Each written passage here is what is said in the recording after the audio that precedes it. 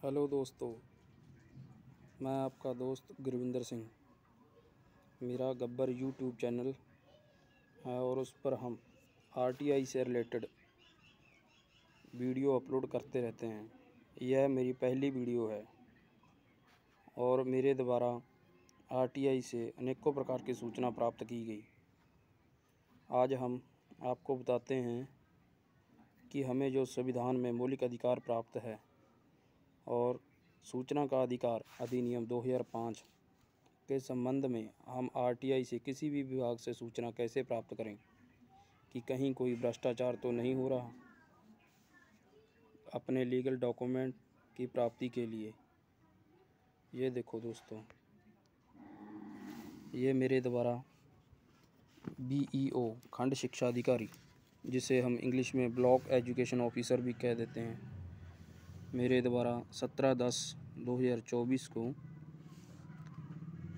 सूचना का अधिकार अधिनियम की धारा 6 एवं 6(3) के तहत सूचना प्राप्ति हेतु आवेदन किया गया और यह एक गैजेट पेश किया गया था। हरियाणा आरटीआई संशोधन 2009 के तहत हमें इसकी भी गाइडलाइन की पालना करनी होगी।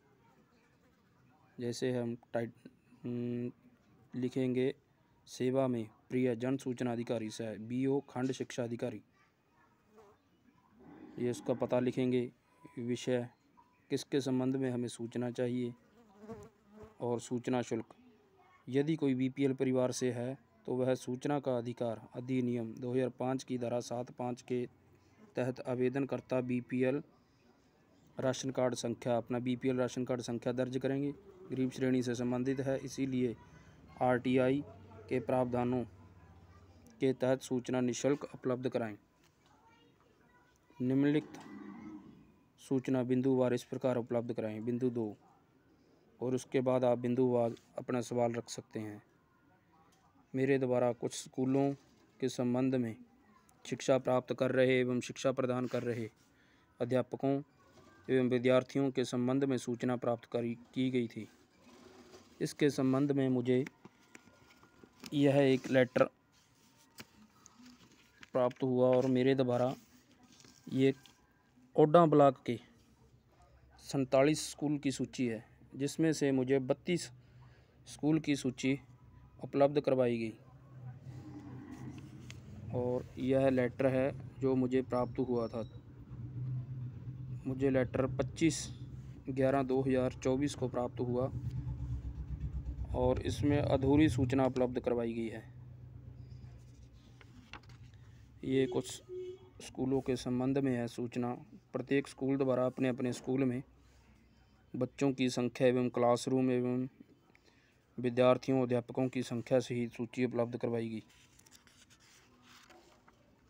इसमें भी कुछ ज़्यादा तो भ्रष्टाचार का कुछ मुआयना दिख नहीं रहा और इसके उपरांत मुझे सही सूचना उपलब्ध नहीं करवाई गई एवं अधूरी सूचना उपलब्ध करवाई गई, जो कि बिंदु 4, 5 एवं 6 यह सूचना बीईओ खंड शिक्षा अधिकारी से संबंधित थे।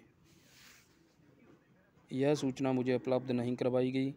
इसके तहत मेरे द्वारा हरियाणा आरटीआई अधिनियम संशोधन 2009 के तहत एक रिमाइंडर पेश किया गया, जो कि मेरे द्वारा 26/11/2024 को रजिस्टर्ड डाक संख्या द्वारा बीईओ खंड शिक्षा अधिकारी के समक्ष प्रस्तुत किया गया, जिसमें विभाग को मेरे द्वारा 15 दिनों के अंदर सूचना उपलब्ध करवाने के संबंध में लिखा गया है और अधूरी सूचना प्राप्त करने के लिए मेरे द्वारा प्रथम अपील अधिकारी जिला शिक्षा अधिकारी के समक्ष प्रथम अपील प्रस्तुत की जाएगी।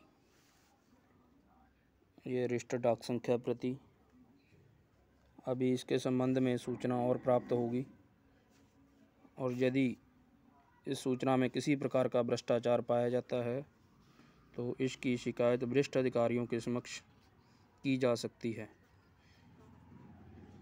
यह एक पारदर्शिता कानून है जिसके संबंध में प्रत्येक भारतीय नागरिक को जानकारी होना जरूरी है और जो आरटीआई से रिलेटेड सूचना प्राप्त करते हैं इनकी सुरक्षा एवं समाधान के लिए हरियाणा सरकार द्वारा एक विसल ब्लोअर एक्ट 2011 लागू किया गया था, जो आरटीआई एक्टिविस्टों की सुरक्षा प्रदान करता है।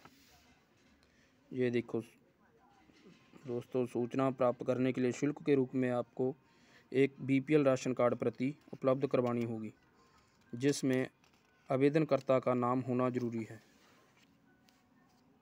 इसे रजिस्टर्ड डाक संख्या से भेज सकते हैं और 30 दिनों के अंदर आप सूचना प्राप्त कर सकते हैं। यदि 30 दिनों के अंदर सूचना प्राप्त नहीं होती तो आप संबंधित अपीलीय अधिकारी के समक्ष सूचना का अधिकार अधिनियम 2005 की धारा 19(1) के तहत प्रथम अपील दायर कर सकते हैं। अगर दोस्तों आपको अच्छा लगा तो चैनल को सब्सक्राइब जरूर कर लें और इस संबंध में किसी प्रकार की जानकारी के लिए हमें आप YouTube पर लिख सकते हैं। थैंक्स दोस्तों, धन्यवाद।